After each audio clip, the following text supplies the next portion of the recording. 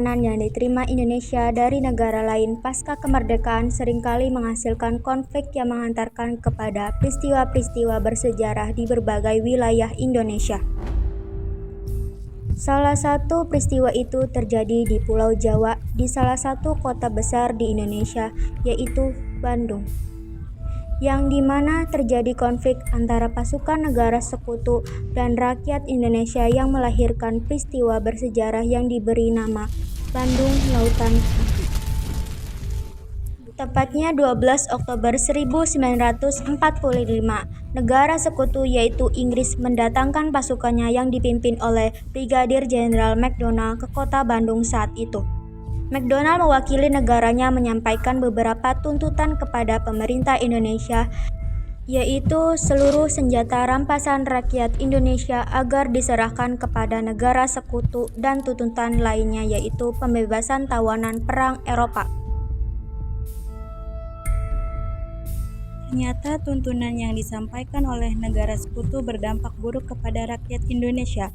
Hal itu dibuktikan dari tawanan perang yang dibebaskan melakukan tindakan-tindakan yang mengganggu keamanan dan menimbulkan banyak dan program bersenjata dengan tentara Indonesia di berbagai tempat di kota Bandung. Bentrokan ini terjadi sangat sering dan berlarut-larut sehingga membuat rakyat Indonesia geram. Pada akhirnya tanggal 21 November 1945 pada malam harinya tentara Indonesia bersama Badan-Badan Pejuang Indonesia melancarkan serangan besar-besaran ke markas pasukan sekutu di Hotel Savoy Homan dan Hotel Prianger. Dan bentrokan bersenjata terbesar saat itu. 3 hari kemudian pasca penyerangan tanggal 24 November 1945, McDonald membalas serangan tersebut dengan mengeluarkan ultimatum kepada Gubernur Jawa Barat saat itu, memerintahkan agar wilayah Bandung bagian utara disterilkan dari pasukan bersenjata. Ternyata rakyat Indonesia tidak menghiraukan ultimatum tersebut dan selama bulan Desember, banyak bentrokan bersenjata bersulut, pertempuran gerilya dan lainnya terjadi di beberapa tempat di Bandung dan berlanjut selama berbulan-bulan. Pada akhirnya karena pasukan sekutu kewalahan dan gagal menyelesaikan konflik yang berlarut-larut, membuat posisi pasukan sekutu terdesak. Tanggal 23 Maret 1946, Sekutu kembali mengeluarkan ultimatum kali ini terhadap Perdana Menteri saat itu, Sultan Syahrir. Ia memerintahkan selambat-lambatnya tanggal 24 Maret 1946 tengah malam pukul 00 penduduk dan pasukan bersenjata sudah harus mengosongkan kota Bandung sejauh 10-11 km dari pusat Bandung. Mayor Jenderal Nasution yang selama ini mengomandoi tentara Indonesia di kota Bandung menolak ultimatum itu, yang juga didukung oleh Jenderal Sudirman.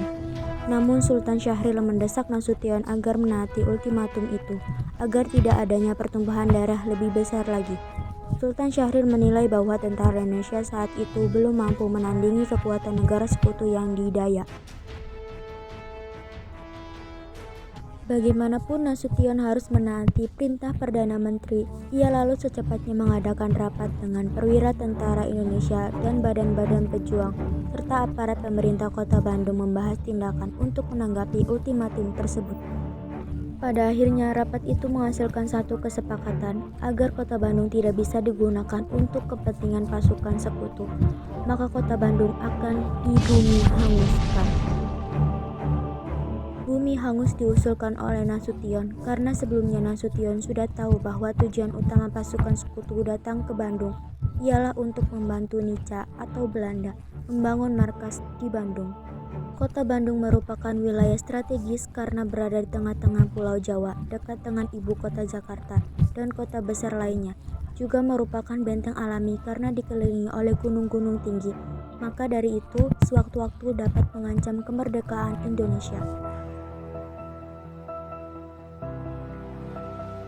23 Maret 1946 mulailah pengevakuasian penduduk dan disinilah rangkaian peristiwa itu terjadi. Operasi Aksi bumi hangus direncanakan dimulai dini hari pukul 00. Akan tetapi pukul 9 malam, Bank Rakyat ternyata sudah dilahap api besar. Selanjutnya diikuti gedung di Bancai yang terbakar hebat, kemudian gedung di Braga, Cividas, dan Telaga pun dibakar. Pasukan sekutu menyadari kehebohan itu dan berusaha menghentikannya hingga terjadi bentrokan. Sementara itu, di desa Dayakolot terjadi bentrokan hebat antara pejuang Indonesia dan pasukan bersekutu yang menjaga gudang amunisi besar berisi senjata dan 1.100 ton mesiu. Dan pejuang yang bernama Muhammad Toha dan Ramdan diberi tugas untuk meledakkan gudang tersebut. Keduanya pergi menyelinap melewati area yang tidak dilihat oleh pasukan sekutu, lalu masuk ke dalam gudang dan seketika gudang itu meledak dengan hebatnya. Gudang amunisi yang sangat penting bagi pasukan sekutu itu berhasil dihancurkan, tetapi kedua pejuang tewas ikut dalam dahsyatnya ledakan gudang itu. Kembali ke kota Bandung. Tentara Indonesia sedang membakar markas mereka yang berpotensi digunakan pasukan sekutu.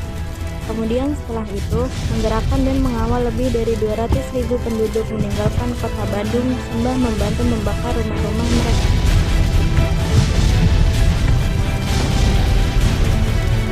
Pasukan sekutu sudah berusaha sekuat tenaga untuk menghentikannya, akan tetapi arus besar massa penduduk yang membakar rumah mereka sudah tidak bisa terbendung lagi. Dan dalam waktu semalam saja, seketika kota itu terbakar hebat dengan asap tebal membumbung tinggi ke langit. Malam itu, kota Bandung dilihat dari kejauhan, benar-benar seperti lautan api. Dan pada pagi harinya, kota Bandung hanyalah seperti kota mati dengan puing-puing berserakan di seluruh penjuru kota.